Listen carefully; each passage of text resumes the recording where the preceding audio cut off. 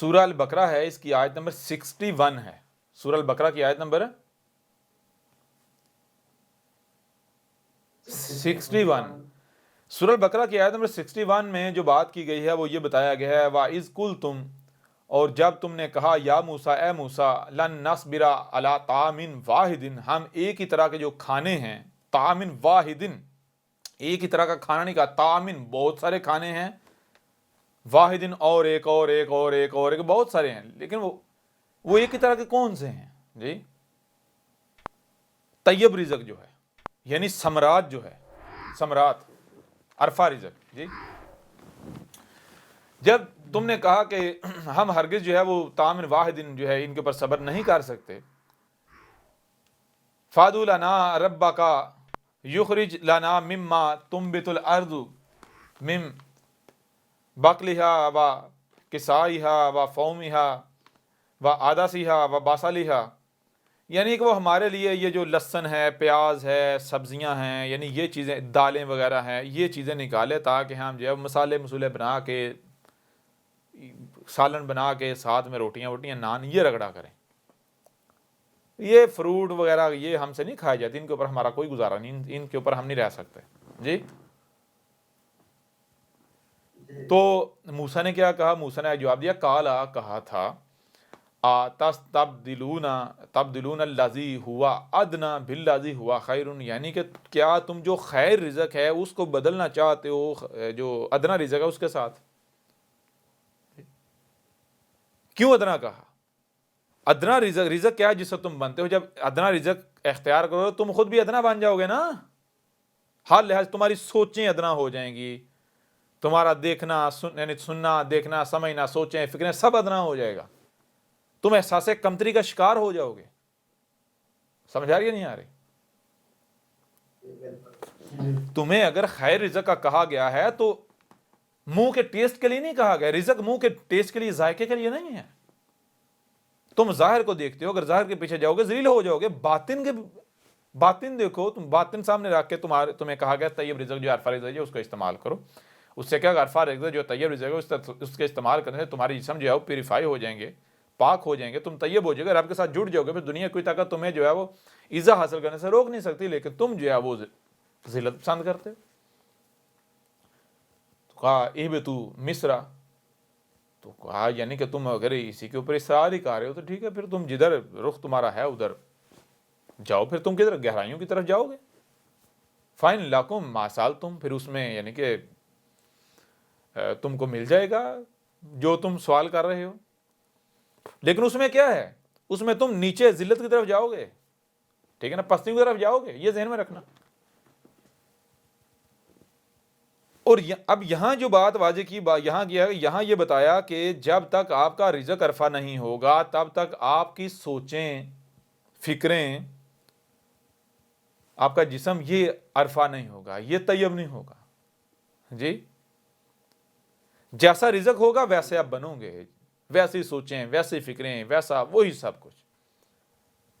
اگر طیب رزق ہوگا، پیوریفائی ہوگا، آپ کے ساتھ جڑ جاؤ گے، آپ کے اندر تقویٰ ہوگا، آپ کا وجود تقویٰ آ جائے گا، آپ کا وجود بن جاؤ گے، تو پھر آپ رب کا وجود ہو، پھر رب آپ کو استعمال کرے گا، رب آپ کو چلائے گا، دنیا کی کوئی طاقت آپ کا مقابلہ نہیں کر سکتی، آپ کو آٹومیٹکلی عزت حاصل ہو جائے گی، بلند مقام حاصل ہو جائے گا۔ لیکن اگر آپ اپنا رزق بدل جائے گا، اپنے آپ کو خبیث کر دو گے، خبیث بنا دو گے، تو رب سے دور ہو جاؤ گے، ٹھیک ہے نا۔ رب تو سبحان ہے نیچے جانے سے، آپ کی سوچیں، فکریں سب کچھ خبیث ہو جائے گا، رب سے کٹ جاؤ گے، نتیجہ کیا نکلے گا؟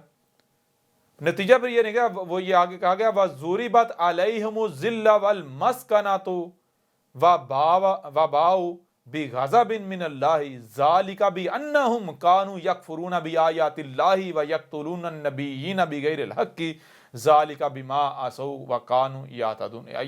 یہاں یہ کہا گیا ہے جب خوراک جو ہے اسے ادنا کر لیا جاتا ہے تو پھر نتیجہ کیا ہوتا ہے؟ نتیجہ پھر طے شدہ ہے کہ پھر ذلت و مسکنت جو ہے وہ ڈال دی جاتی ہے، ٹھیک ہے جی۔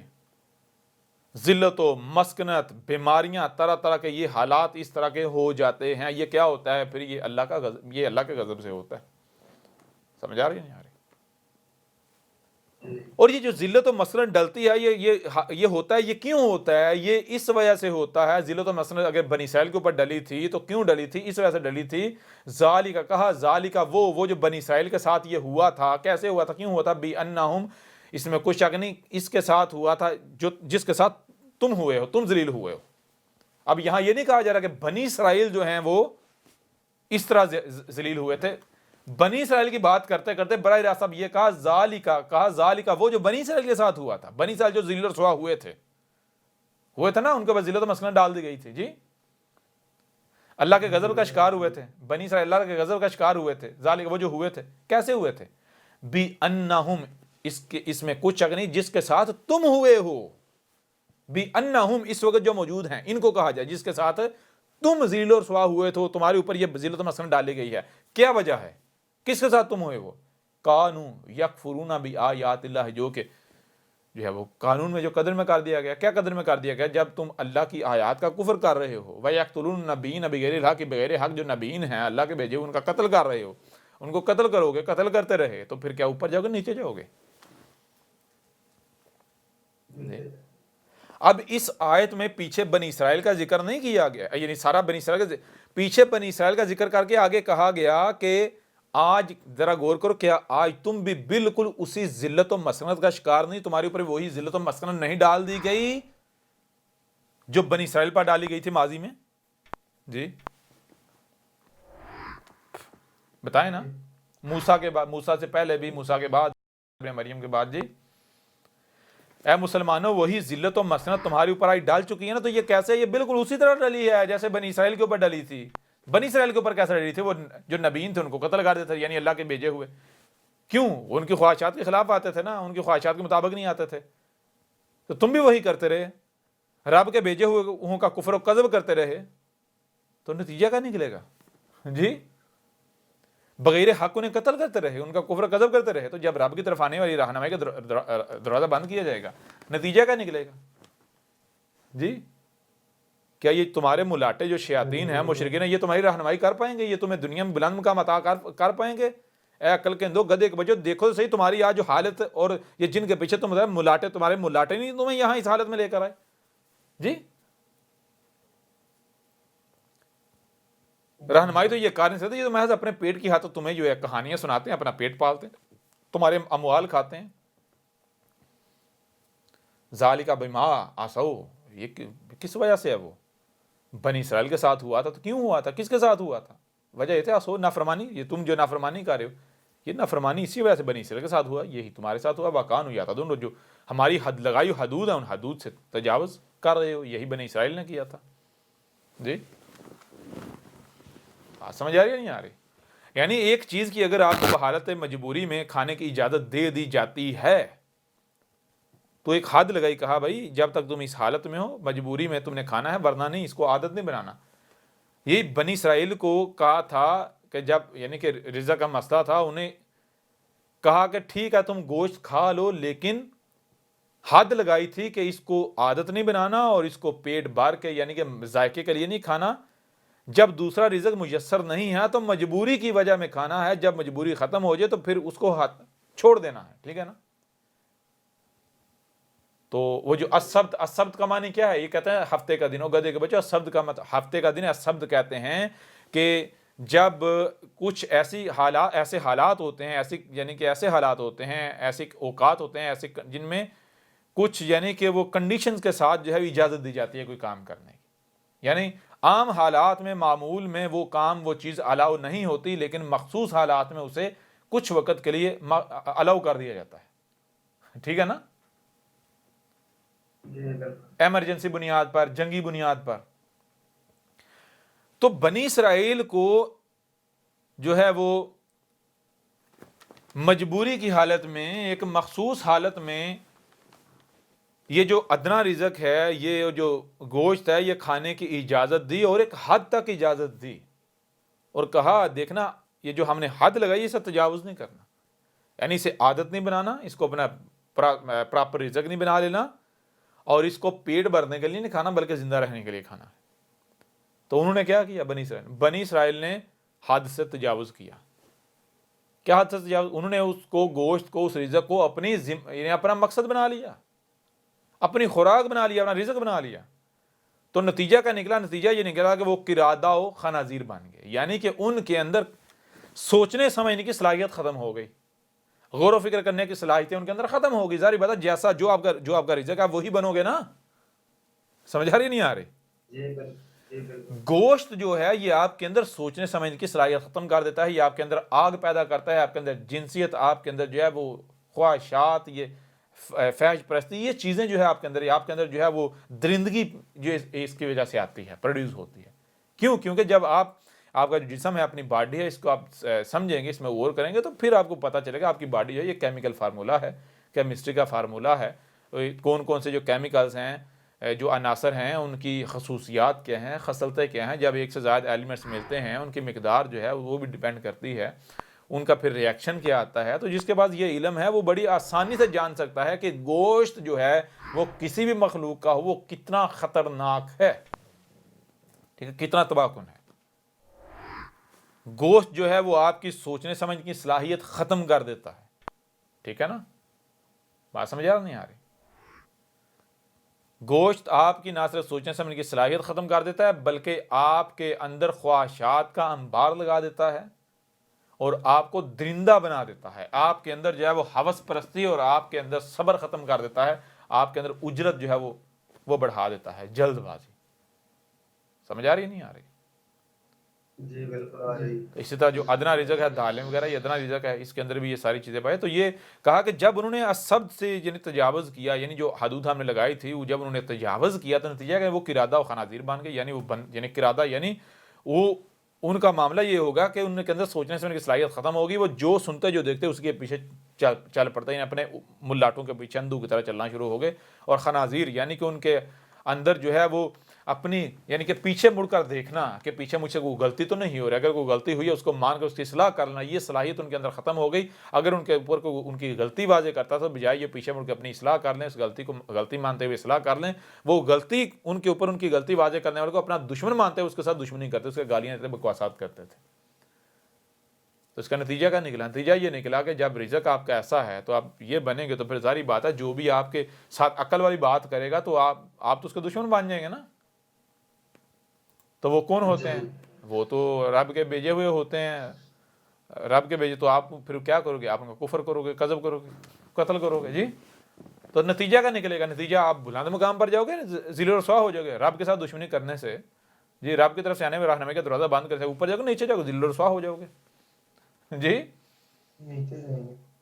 واضح ہو رہا ہے یا نہیں ہو رہا؟ تو اب یہ صرف یعنی کہ یہ ایک آیت نہیں ہے، یہ ایسی اور بھی آیات ہیں. مثال کے طور پر ہم دیکھتے ہیں، وہ آیات بھی آپ کے سامنے رکھتے ہیں جو کہ دہلا دینے والی آیات ہیں. اب یہ دیکھیں، یہ جو ہے اسی طرح کی ایک اور آیت ہے، یہ سورہ آل عمران کی آیت نمبر 112 ہے. جی تو اس میں بھی یہ ضربت علیہم الذلہ، علیہم الذلہ اینما سفکوا الا بحبل من اللہ وحبل من الناس وباؤوا بغضب من اللہ وضربت علیہم المسکنۃ ذالک بانہم کانوا یکفرون بآیات اللہ ویقتلون الانبیاء بغیر حق ذالک بما عصوا وکانوا یعتدون.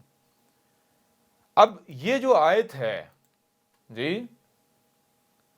سورہ آل عمران جو ہے اس کی آیت ہے 112. اب اس آیت میں کن کا ذکر ہے؟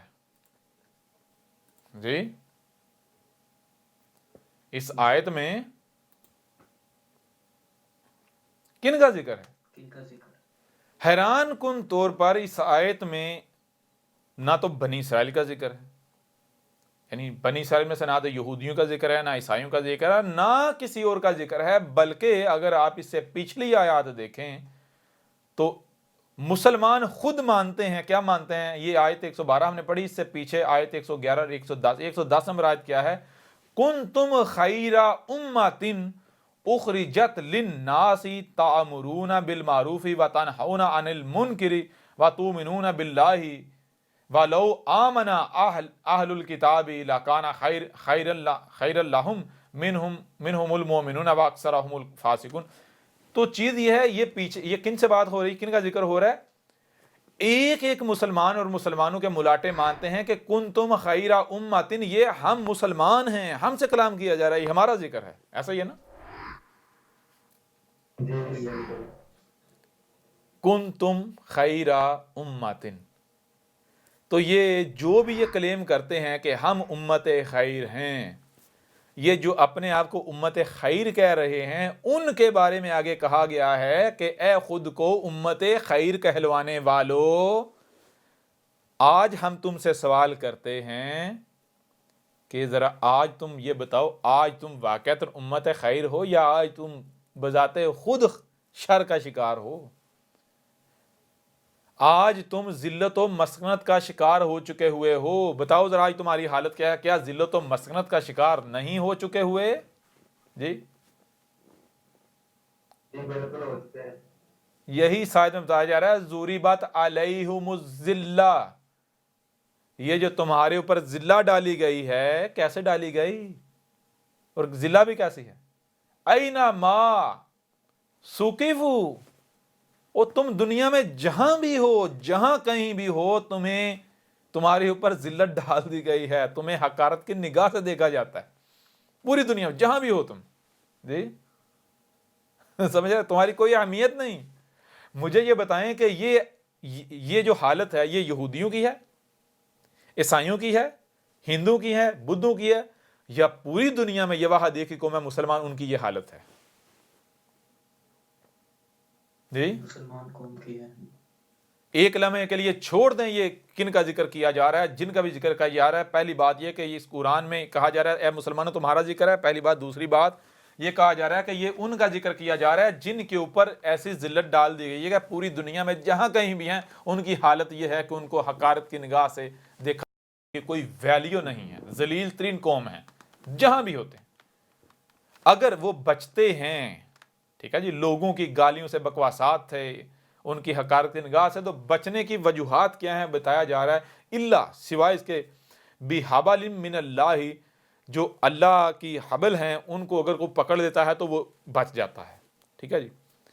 وَحَبْلٍ مِّنَ النَّاسِ، یا پھر جو لوگوں کی جو یعنی کہ جو ناس دنیا کے جو لوگ ہیں، جو دنیا کی اقوام ہے، اگر کوئی ان کے ساتھ جڑ جاتا ہے، سمجھا، ان کا پپڑ بن جاتا ہے، ان کے گن گانا شروع ہو جاتا ہے، تو وہ دنیا میں حقارت کی نگاہ سے بچ جائے گا۔ لیکن اگر وہ یہ دونوں، ان دونوں میں سے کوئی رستہ اختیار نہیں کرتا اور وہ مسلمان رہتا ہے، تو نتیجہ کیا ہے پھر؟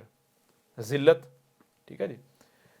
وَبَاءُوا بِغَضَبٍ مِّنَ اللَّهِ، اور یہ جیسے گویا کہ یعنی کہ وبا ہوتی ہے، اور وہ یعنی کہ ان کی حالت جو ہے کس کے سبب کی، کس وجہ سے؟ اللہ کے، یہ اللہ سے غضب کے سبب ہے۔ اور صرف یہ نہیں، وَضُرِبَتْ عَلَيْهُمُ الْمَسْكَنَةُ، اور اب مجھے یہ بتائیں ان کے اوپر المسکنت، مسکنت ڈال دی گئی یا نہیں ڈال دی گئی؟ مسکنت کسے کہتے ہیں؟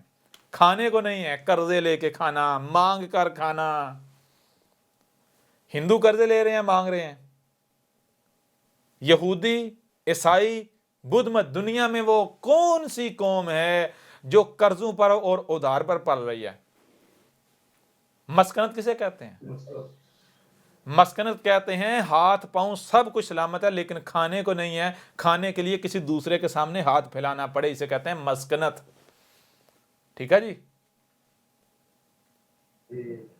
ایک کس کے اوپر ہے؟ کیا یہ خود کو مسلمان کہلوانے والے، بالخصوص جن کی طرف آج یعنی رسول بھیجا گیا، جو کفر و قذب کرنے والے ہیں رسول کا، احمد عیسیٰ کا، یہ پاکستان کے مسلمان جی، ان کی یہ حالت نہیں جی۔ بالکل ہے۔ تو یہ حالت کیوں ہے؟ یہ وجہ کیا ہے؟ ذالک بانہم، ذالک،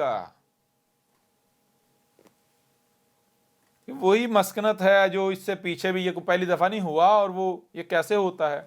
بانہم، اس میں کچھ شک نہیں کہ یہ ان کے اوپر یہ وہ جو ذلت و مسکنت ڈلی ہے، وہ جو بنی اسرائیل پر ڈلی تھی، کس کے سبب، کس کے ساتھ، کس وجہ سے؟ کانوا یکفرون بآیات اللہ، یہ جو اللہ کی آیات سے جو کفر کر رہے ہیں، اور اور یقتلون الانبیاء، اور جو اس سے پہلے نبی آتے رہے، محمد کے فلٹر سے نکل کر جو انبیاء جتنے بھی نبی آئے تو ان کو کیا کرتے رہے؟ نبیوں کو، انبیاء کو قتل کرتے رہے بغیر حق، حق نہیں تھا رائے برابری کو انہیں قتل کیا جاتا. جن کو قتل کرنا چاہیے تھا ان کو انہوں نے اپنے سروں پر بٹھایا، ان کو اپنے رہنما بنا لیا، ان ملاٹوں کو، اور جن کو قتل نہیں کرنا بلکہ جن کو رہنما بنانا تھا ان کو قتل کرتے رہے. ذالک بما عصوا وکانوا یعتدون. آئی وہی بات یہاں یا نہیں آئی؟ جی بالکل آئی. جی سمجھ آ رہی ہے نہیں آ رہی؟ تو بالکل آ رہی ہے. چیز یہ ہے کوئی بھی یہ نہیں کہہ سکتا جی یہ ہمارا ذکر نہیں، یہ تو کسی اور کا ہے. یہ آیت تو ایسی آیت ہے، اس میں تو براہ راست خطاب ان سے ہے، ان سے جن کو کہا کہ کنتم خیر امۃ. جی تو یا تو یہ مان لیں ہم وہ امت نہیں ہیں، امت خیر نہیں ہے. ٹھیک ہے، اگر یہ نہیں مانتے تو پھر ظاہری بات ہے آگے جو آیت میں ذکر ہے وہ تو ان کا ذکر ہے، ان کا بارے میں ذکر کیا، ان کی بات کی جا رہی ہے جو اپنے آپ کو امت خیر کلیم کر رہے ہیں. پھر دوسری بات اگر تم کہو نہیں یہ ہم امت خیر نہیں ہیں اور یہ ہے وہ ہے، اس آیت میں ہمارا ذکر نہیں، پھر بھی تم نہیں کہیں جا سکتے. کیونکہ اس قرآن میں تمہارا ذکر ہے، کسی اور کا تو ہے نہیں. جی بھائی بنی اسرائیل کا ہم ذکر کیوں کریں گے؟ بنی اسرائیل کو تو لعنت کر دی جا چکی ہوئی نا، ان کا ذکر ہم کیوں کریں گے؟ یہود کا کیوں کریں گے؟ نصارہ کیوں کریں گے؟ ہم ان کے اوپر لعنت کی جا چکی ہوئی. اگر تمہیں لگتا ہے یہ ان کا ذکر ہے، تم کہتے ہو یہ قرآن میں اللہ نے یہودیوں اور عیسائیوں کا ذکر کیا، تو تم اللہ کے اوپر تہمت لگا رہے ہو کہ اللہ جو ہے ایک طرف کہتا ہے میں نے ان پر لعنت کی، دوسری طرف ان کو پھر توجہ دے رہا ہے، ان کی طرف اپنا رخ کر رہا ہے، نظر کر رہا ہے، ان کی طرف ان کا ذکر کر رہا ہے. جی ان پر لعنت کی جا چکی، یہ ان کا ذکر نہیں ہے، یہ تمہارا ذکر ہے. سمجھ آ رہی ہے نہیں آ رہی؟ ان کی مسلوں سے بات سمجھ آ رہی نہیں آ رہی؟ یہ چیز تو کسی بھی لحاظ سے کسی بھی پہلو سے یہ بھاگ سکتے ہیں. یہ سورہ المائدہ ہے اور اس کی آیت 20 ہے. سورہ المائدہ کی 20 نمبر آیت ہے. اچھا اس آیت میں کیا کہا گیا؟ بہت ہی دہلا دینے والی آیت ہے. اس آیت میں کہا گیا وَإِذْ قَالَ، اور تب کہا تھا، کس نے کہا تھا؟ موسیٰ نے، لی قومہ، اپنی قوم کے لیے. اور تب کہا تھا موسیٰ نے کس کے لیے؟ اپنی قوم کے لیے. یا قوم اذکروا، اے میری قوم کیا یاد کر رہے ہو نعمت اللہ، کہ کس طرح جو ہے وہ اللہ نے نعمت کی تھی علیکم، تمہارے اوپر. جی اللہ نے تمہارے اوپر نعمت کس طرح کی تھی، کیا یاد کر رہے ہو؟ کہا یاد کرو ذرا کہ جب تمہارے اوپر اللہ نے اپنی نعمت کی تھی، یعنی تمہیں جو ہے وہ زمین کا اقتدار و اختیار دیا تھا، عزت دی تھی، بلند مقام دیا تھا، تو یہ مقام تمہیں کیسے حاصل ہوا تھا؟ جی تو آگے موسیٰ کہہ رہا ہے اذ جعل فیکم انبیاء وجعلکم ملوکا، کہا کہ جب تم میں انبیاء کیے گئے، جب تک نبی آتے رہے تو تب تک کیا ہوا؟ وجعلکم ملوکا، اور تم کو ملوکا، بادشاہ بنائے رکھا، دنیا میں بادشاہت حاصل رہی. جی جی وَآتَاكُم مَا لَمْ يُؤْتِ أَحَدًا مِّنَ الْعَالَمِينَ. اب جو چیز یعنی کہی جا رہی ہے آگے، دو صورتیں ہیں. ایک تو یہ ہے کہ تمہیں جو ہے وہ عطا کیا گیا، تمہیں دیا گیا، وہ مقام دیا گیا، وہ مرتبہ دیا گیا کہ جو عالمین میں سے کسی کو بھی نہیں دیا گیا. اور دوسرا جو ہے وہ یوتی، فیوچر کے بارے میں کہا گیا کہ اگر غور کرو، اگر آج یعنی کہ ماضی کو ذرا یاد کرو کہ کیسے تمہیں بلند مقام ملا تھا اور وہ کب تک برقرار رہا، تو پتہ چلتا ہے جب تک تمہیں انبیاء آتے رہے تو تمہیں بلند مقام حاصل رہا. اور پھر جب تم ذلیل ہو گئے، کیسے ہو گئے؟ جب تم نے یہ دروازہ بند کر دیا، جیسے کہ پہلے بھی ہم نے آیت ذکر کی تھی، جب انہوں نے کہا یعنی شکوک میں پڑ گئے اور بعد میں یہاں تک یہ کہنا شروع کر دیا کہ یوسف جو ہے آخری نبی، آخری سو کے بعد کوئی نہیں آئے گا، دروازہ بند. تو نتیجہ کیا نکلا؟ زیرو رسوا ہو گئے۔ تو یہی موسیٰ نے کہا اے میری قوم، اے لوگو، ذرا غور کرو کہ رب کس طرح جو ہے وہ عزت دیتا ہے اور کس طرح قوم ذلیل ہوتی ہے، ٹھیک ہے نا؟ جب تک نبی انبیاء آتے رہتے ہیں، اللہ کے بھیجے ہوئے آتے رہتے ہیں اور ان کی دعوت کو تسلیم کیا جاتا ہے تو قوم کو عزت حاصل ہوتی ہے۔ کیوں؟ وہ رب کی طرف سے رہنمائی ہوتی ہے، رب آتا ہے تمہاری رہنمائی کے لیے، تو رب سے بہتر کوئی رہنمائی کر سکتا ہے؟ سوال ہی پیدا نہیں ہوتا۔ اور جب تک انبیاء آتے رہے تو پھر کیا ہوا؟ تمہیں نہ صرف عزت بلکہ جو ہے تمہیں ملک حاصل رہا، تمہیں جو ہے بادشاہت حاصل رہی۔ اور یہی کہا کہ اب اگر تم اپنے ماضی کو یاد کرتے ہوئے دوبارہ یعنی کہ ڈٹ جاتے ہو اس کے اوپر، یعنی آج پھر تمہیں سے رب نے اپنا رسول بھیج دیا ہے، یعنی میں موسیٰ آ گیا ہوں، اور تم اگر ڈٹ جاتے ہو اپنے ماضی کو یاد کرتے ہوئے وہی کرتے ہو، میرا ساتھ دیتے ہو، میرے ساتھ جڑ جاتے ہو، تو پھر دنیا کی کوئی طاقت تمہیں جو ہے وہ عزت حاصل کرنے سے نہیں روک سکتی۔ لیکن اگر تم نہیں کرتے تو جب تک تم واپس اس پر نہیں پلٹو گے، اس قانون کے اوپر، اس اصول کے اوپر جی، تو تب تک جو ہے وہ تمہیں عزت حاصل نہیں ہوگی، بادشاہت حاصل نہیں ہوگی، ملک حاصل نہیں ہوگا۔ لیکن اگر تم کرتے ہو تو یہ میں تمہیں گارنٹی دیتا ہوں، اگر تم کرتے ہو، ٹھیک ہے جی، جو نبیین تمہارے اندر آتے رہتے ہیں، تم ان کو تسلیم کرتے، ان کی رہنمائی کے پیچھے چلتے ہو، تو پھر میں تمہیں گارنٹی دیتا ہوں کہ تمہیں ایسا ملک دیا جائے گا، یعنی وہ دیا جائے گا کہ جو عالمین میں سے کسی کو نہیں دیا گیا۔ اور پھر ذرا غور کریں، وہی ملک داؤد اور پھر داؤد کے بیٹے سلمان کی صورت میں دیا گیا یا نہیں دیا؟ ون ورلڈ حکومت قائم ہوئی، سلمان نے قائم کی، ہوئی قائم یا نہیں ہوئی؟ تو یہ کن کا ذکر کیا جا رہا ہے؟ وہی بات، یہ اصل میں وہی قرآن میں اساطیر الاولین نہیں ہے، بلکہ یہ الاولین کی مصنوع سے آج کا ذکر ہے۔ تو جیسے اس وقت موسیٰ نے بنی اسرائیل کو کہا تھا بالکل عین اسی طرح کیا آج احمد عیسیٰ یہ قوم محمد کو، خود کو مسلمان کہلوانے والوں کو یہ نہیں کہہ رہا کہ اے گدھے کے بچوں، آج تم جس حالت میں ہو، کیا شروع سے تمہاری یہی حالت تھی؟ جی ذرا پیچھے جاؤ، جب تمہیں عزت حاصل تھی، بلند مقام حاصل تھا، تو کیسے حاصل ہوا اور وہ کب تک قائم رہا؟ جی بات سمجھ آ رہی نہیں آ رہی؟ اب اگر تم عزت حاصل کرنا چاہتے ہو تو تمہارے پاس ایک ہی راستہ ہے، باقی اگر تم خواب دیکھنا چاہتے تو دیکھتے رہو، کوئی خوابوں میں پابندی تھوڑی ہے، اس میں جل کر راکھ ہوگی۔ طریقہ ایک ہے، طریقہ کیا ہے؟ وہ یہ ہے کہ جب رب کی طرف سے رہنمائی آئے تو خود کو اس کے آگے جھکا دو، اس کی اطاعت و اتباع کرو، دنیا کی کوئی طاقت تمہیں جو ہے وہ عزت حاصل کرنے سے نہیں روک سکتی۔ اور آج جب رب کا بھیجا ہوا آ گیا جی اور طے کر دیا جی نہیں مانیں گے، تو پھر تمہیں دنیا کی کوئی طاقت ذلت سے نکال سکتی؟ سوال ہی پیدا نہیں ہوتا۔ ایسی حالت میں تم رہو گے، سوال ہی پیدا نہیں ہوتا، تم اس سے نکلو، تمہارے لیے عذاب ہے، اس کے علاوہ تو اور کچھ ہے ہی نہیں، دیکھتے رہو خواب۔ باقی یہ بھی نہیں ہے کہ بھائی رسول جو ہے وہ رب جو ہے وہ منتیں کر رہا ہے، جی رسول منتیں کر رہا ہو، میرا ساتھ دو، میرے ساتھ جڑ جاؤ، نہیں، سوال ہی پیدا نہیں ہوتا۔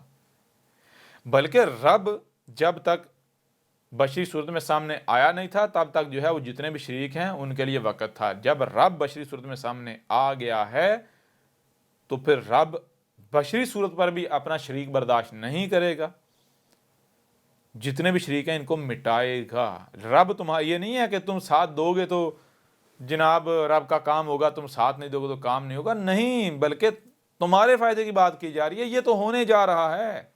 رب محتاج تھوڑا ہی ہے، رب کا کوئی مقابلہ تھوڑی کر سکتا ہے۔ اور اگر مثال کو تم ساتھ دیتے ہو یا احمد عیسیٰ کے ساتھ جڑتے ہو تو کیا تمہارے احمد عیسیٰ کے ساتھ جڑنے سے کیا تم اس تجدیدیت کو، اس ٹیکنالوجی کے اس کو ختم کر کے تم جو ہے وہ کوئی اسٹیٹ قائم کر دو گے؟ سوال ہی پیدا نہیں ہوتا۔ نہیں تو یہ نہیں کہ منتیں کی جا رہی، نہیں، سوال ہی پیدا نہیں ہوتا۔ یہ تو قدر میں کر دیا گیا، یہ تو ہو کر رہنا ہے، دنیا کی کوئی طاقت اسے ہونے سے روک نہیں سکتی۔ یہ اگر آواز لگائی جا رہی ہے تو آواز اپنے وجود کے لیے لگائی جا رہی ہے، جو المومنین ہیں ان کو نکالنے کے لیے، اپنے وجود کے لیے، اور جو کفر و کذب کرنے والے ہیں ان کے اوپر حجت کرنے کے لیے، تاکہ کل کو جب پچھتائیں تو پھر ان کے اوپر نہ تو ترس کھایا جائے، نہ ہی یہ کہہ سکیں کہ اگر ہمیں موقع دیا ہوتا، اگر ہماری پر واضح کیا ہوتا، اگر یہ ہوتا، اگر وہ ہوتا، یہ نہ کہہ سکے، کوئی بہانہ نہ بنا سکے، کوئی عذر نہ پیش کر سکے۔ جی جی بالکل. جی. باقی دیکھیں، غور کریں، جب آپ کے اوپر یہ بات بالکل کھل کر واضح ہو چکی ہے کہ اللہ جو ہے وہ العزیز الحکیم ہے. اللہ کیا ہے؟ العزیز الحکیم. العزیز الحکیم ہے. تو العزیز الحکیم کا مطلب کیا ہے؟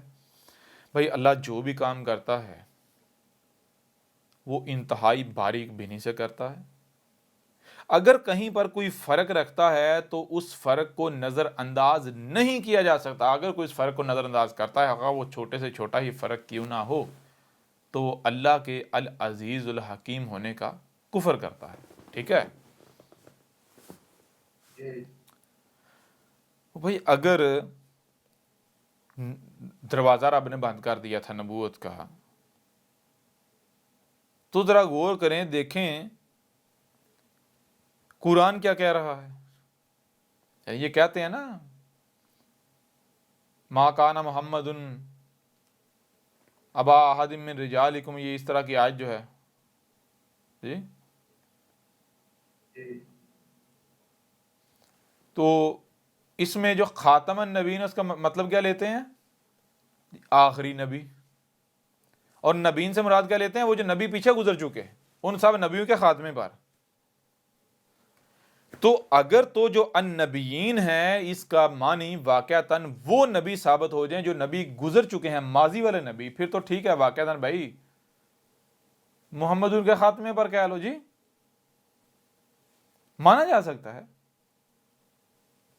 لیکن اگر آپ جو جی چاہے کر لیں، النبیین کا معنی آپ یہ کر ہی نہیں سکتے کہ جو ماضی میں نبی آئے، تو پھر خاتم النبیین کا وہ معنی ہو سکتا ہے جو یہ کرتے ہیں، کھینچ تان کے جو جھگڑا کرتے ہیں قرآن کے ساتھ. جی. اب آپ کو یہ بھی سمجھ آ جائے کہ قرآن جو کہتا ہے کہ قرآن کے ساتھ جھگڑا کرتے ہیں، یہ جھگڑا کرنے والے کون ہیں؟ جی. قرآن ایک شاید دیتا ہے، بات کہتا ہے، کہتا ہے نہیں، زبردستی قرآن کے ساتھ جھگڑا کر کے اپنی بات اس کے اوپر امپوز کرنے کی کوشش کرتے ہیں. ایسا ہی نا؟ اور جھگڑا کسے کہتے ہیں؟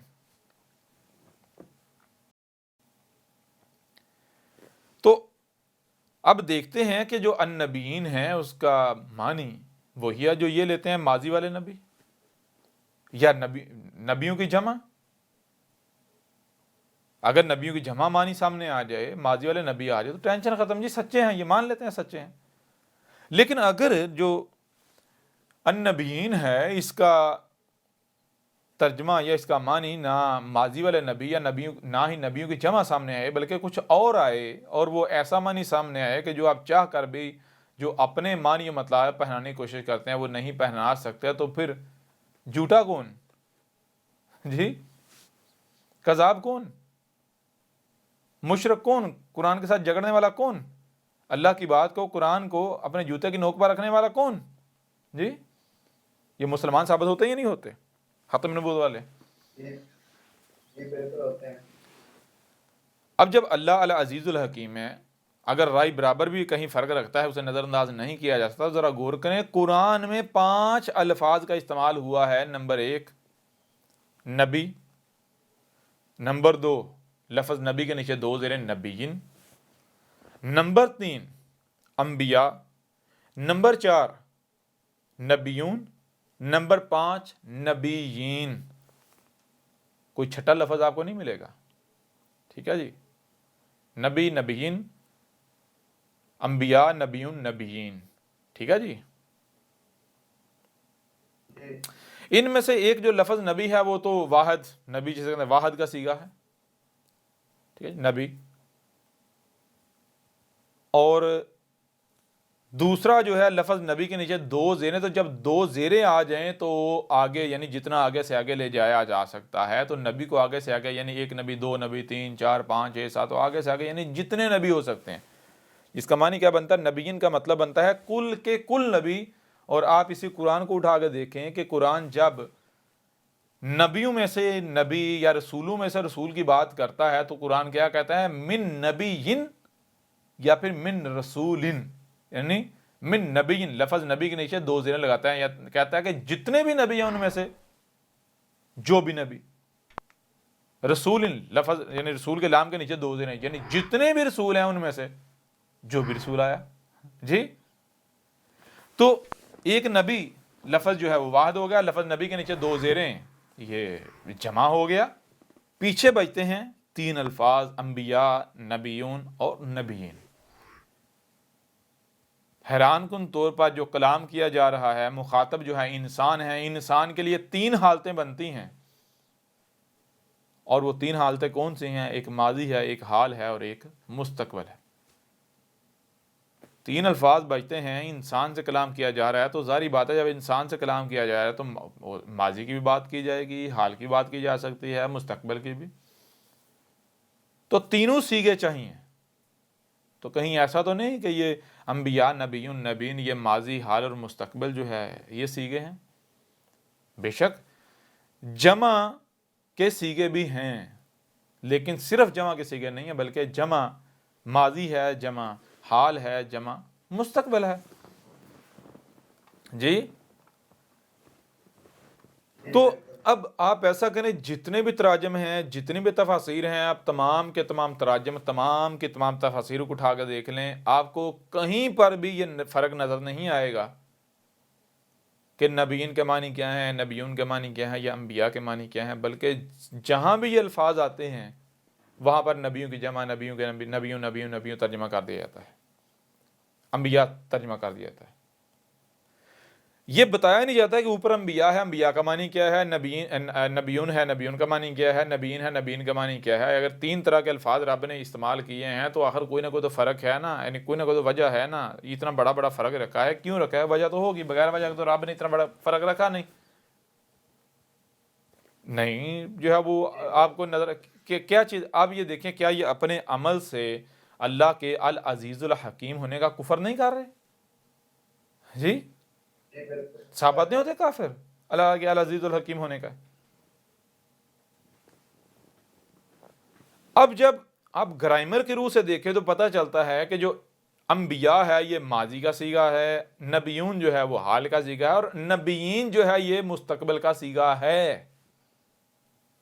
कुरान से भी पूछेंगे, कुरान भी आपको बताएगा जब नबीन की बात करता है तो कुरान उनको नबीन कहता है कि पहले एक लाइन खींचता है, फिर उस लाइन के बाद वाले जो नबी हैं उनको नबीन कहता है, यानी बाद वालों को, आगे आने वालों को। मिसाल के तौर पर गौर करें ज़रा, कुरान जब अल्लाह जो है वो नबीन से मिसाक की बात करता है, मिसाक अखज़ करने, तो वहां पर लफ्ज़ अंबिया क्यों नहीं आया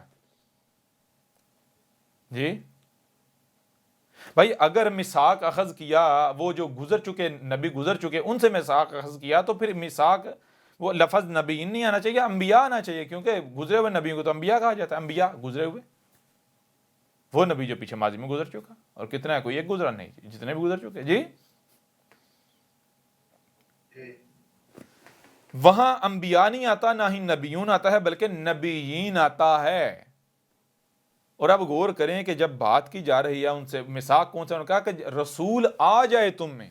क्या ये कहा जब तुम रसूल आ गया था, या आ गया है, या आ जाए? आगे फ्यूचर की बात की जा रही जी।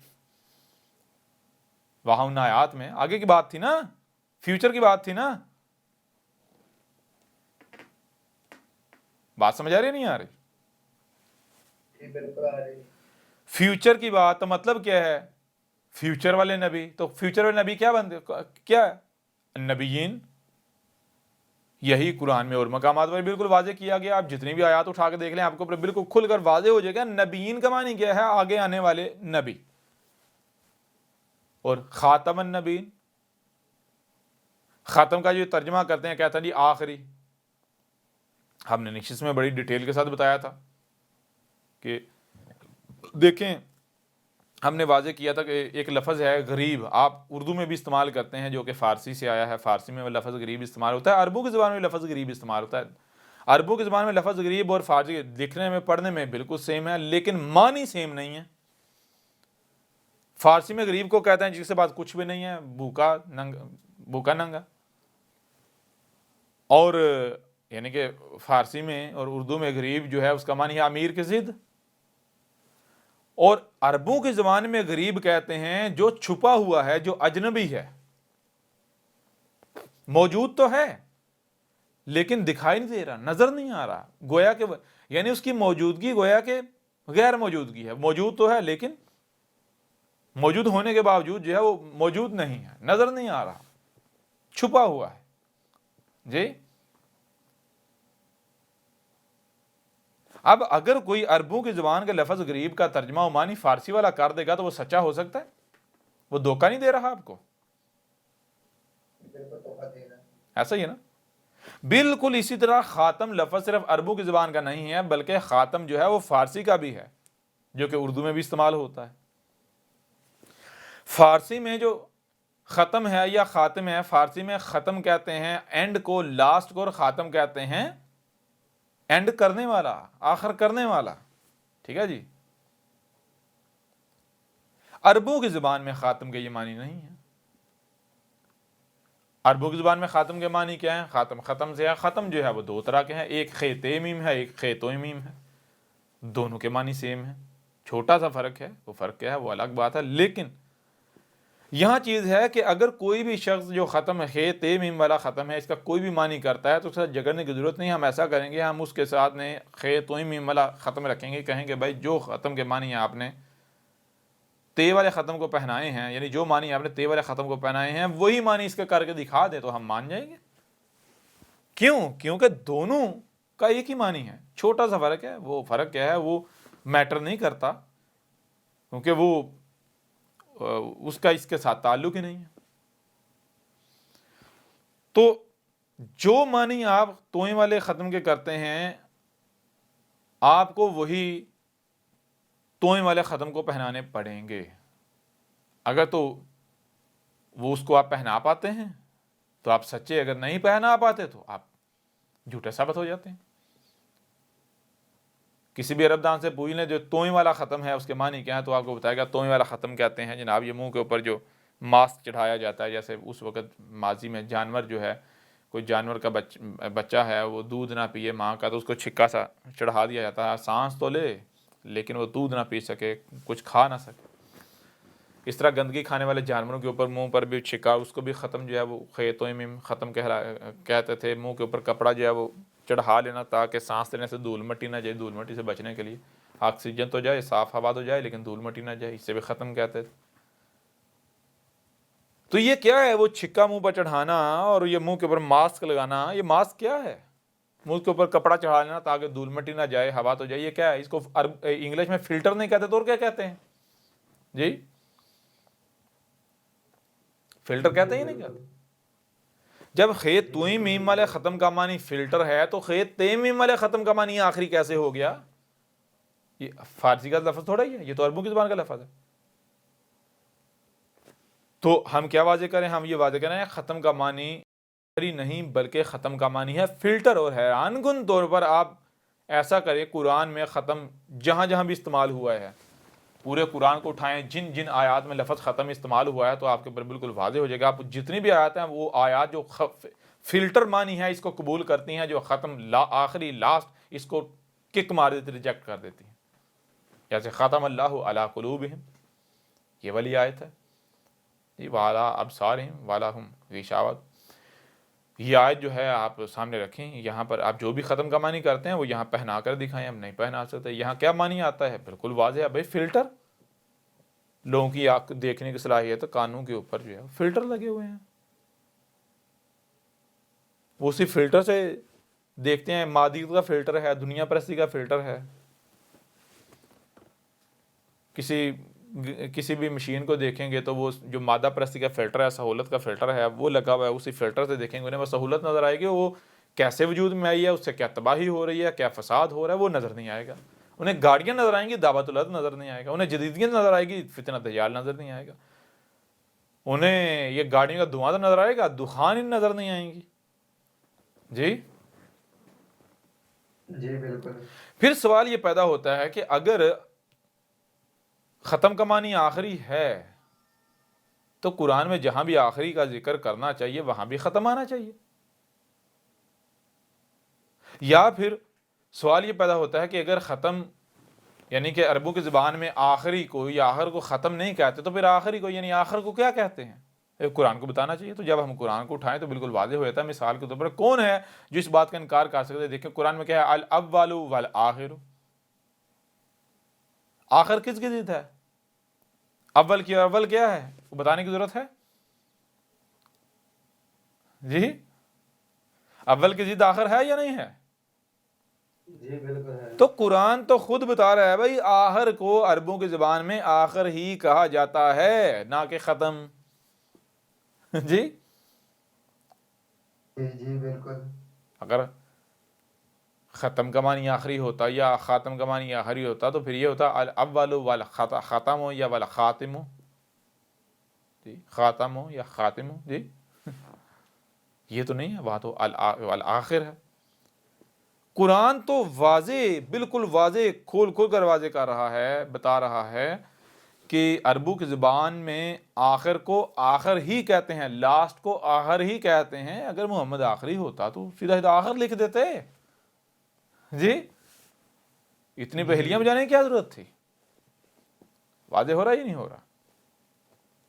جی بالکل ہو رہا ہے. اس کے باوجود بھی اگر کوئی ضد کرتا ہے, جہالت کے اوپر ڈٹا رہنا چاہتا ہے, تو جان لے یہ حق ہے. یا تو اسے باطل ثابت کرے, اگر باطل ثابت نہیں کر سکتا یہ حق ہے تو پھر حق اپنا شریک برداشت نہیں کرتا. یہ زیادہ دن یا زیادہ وقت, زیادہ عرصہ تم مجھے نہیں تم لوگ کر سکتے. مانو گے, ایک ایک مانے گا, لیکن تب ماننا کوئی نفع نہیں دے گا. احمد عیسیٰ کون ہے؟ کیا آپ احمد عیسیٰ کو جانتے ہیں؟